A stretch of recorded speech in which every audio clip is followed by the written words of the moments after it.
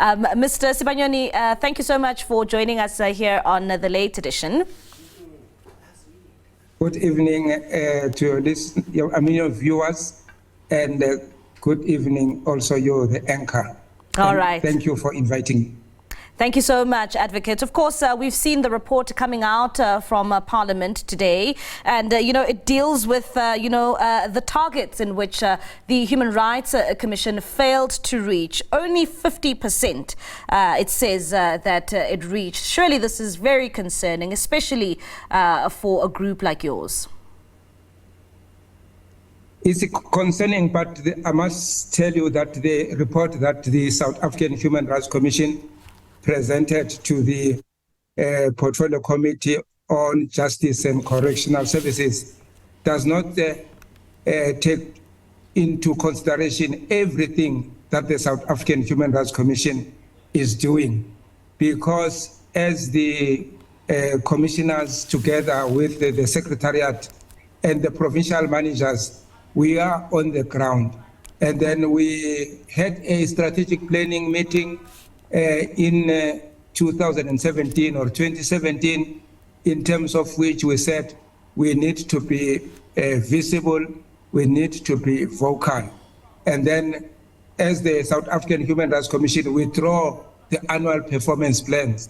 But beyond those annual performance plans, the targets that are reflected there, there is a lot of work that the South African Human Rights Commission is doing.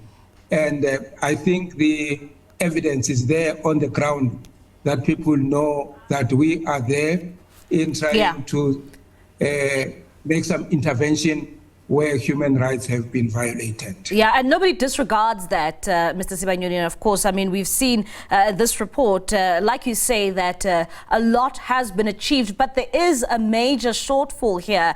And when it comes to addressing human rights violations, this is also a major hindrance to many people in South Africa who want certain aspects to be dealt with, and hence why they approach the Human Rights Commission.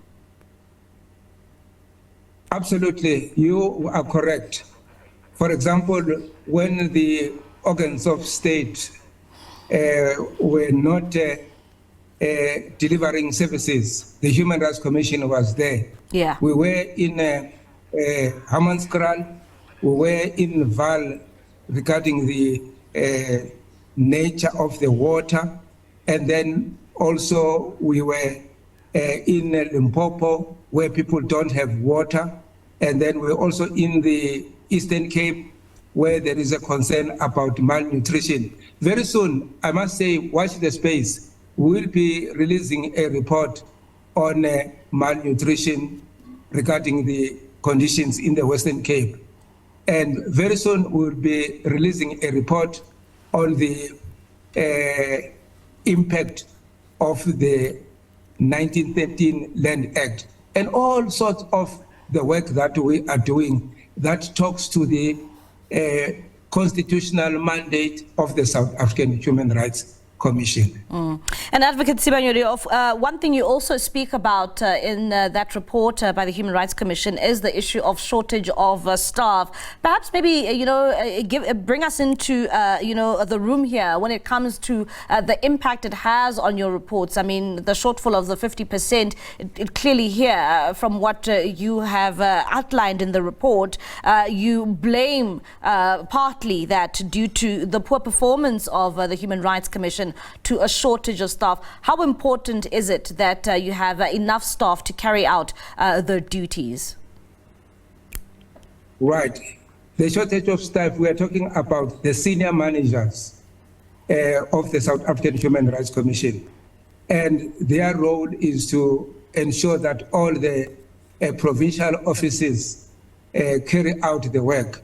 But then, because the South African Human Rights Commission does not have a sufficient budget, most of our senior managers were drawn by other institutions, were drawn by government, and they were also drawn by companies, and then they left.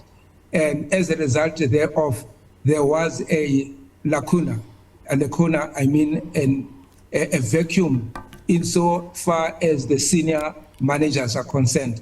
For example, I can tell you that for some time we didn't have a chief financial officer, and for some time we also did not have the CEO who had left before, and then the CEO, the chief executive officer, who must ensure that the secretariat perform their mandate.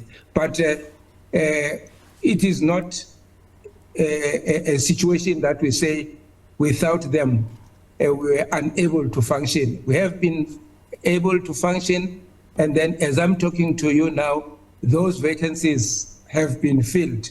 And as we move forward, the picture will change. There will be a paradigm shift insofar as the work of the South African Human Rights Commission. Yeah, and perhaps maybe is done. You can also then give us a bit of insight when it comes to the turnaround strategy, so that next year, this time, we don't find ourselves here where there is still a major shortfall in terms of the work that needs to be done, the very important work that needs to be done by the Human Rights Commission. Can you assure South Africans that you will be able to attend to the various issues and problems they face?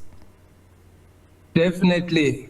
I can not only put my hand on the block, but I can put my neck on the block to say, as I'm saying, watch the space. There will be definitely a turnaround as we are moving forward. And then let me also use the analogy of the dog that I was always from time to time using to say that as the Human Rights Commission, we are the watchdog on the human rights, fundamental rights, the basic rights. And then similarly as a dog, when a stranger approaches a home state, the dog starts by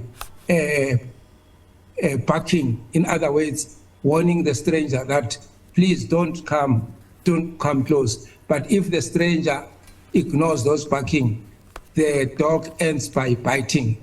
That is why I also say, insofar as the powers of the Human Rights Commission, we've got the barking powers as well as the biting powers.